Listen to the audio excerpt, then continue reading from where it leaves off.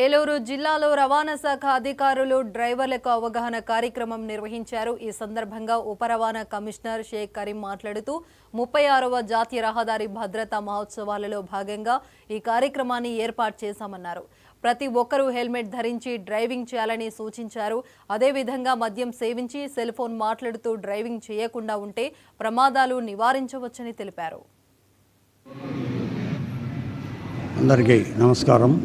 36వ జాతీయ రహదారి భద్రతా మాసోత్సవాల సందర్భంగా ఏలూరు ఆర్టీఏ కార్యాలయంలో ఈరోజు భారీ హెవీ వెహికల్స్ డ్రైవర్స్కి మరియు ఆటో డ్రైవర్స్కి అవగాహన కార్యక్రమం ఏర్పాటు చేయడం జరిగింది.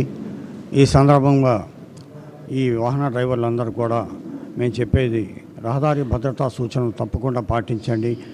ఎందుకంటే ప్రతి సంవత్సరం దేశవ్యాప్తంగా దాదాపు 5.5 లక్షల యాక్సిడెంట్లు అవుతుంటే అందులో 1,70,000 మంది చనిపోవటము, అలాగే 6 లక్షల పైచిలకు గాయపడటం జరుగుతుంది.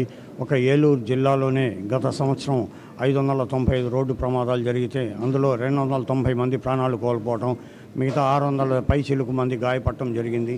ఇందులో ఎక్కువ శాతం ద్విచక్ర వాహనాల వల్లే మరణించడం జరుగుతుంది. 2 వీలర్స్ ఎక్కువగా హెల్మెట్ ధరించట్లేదు.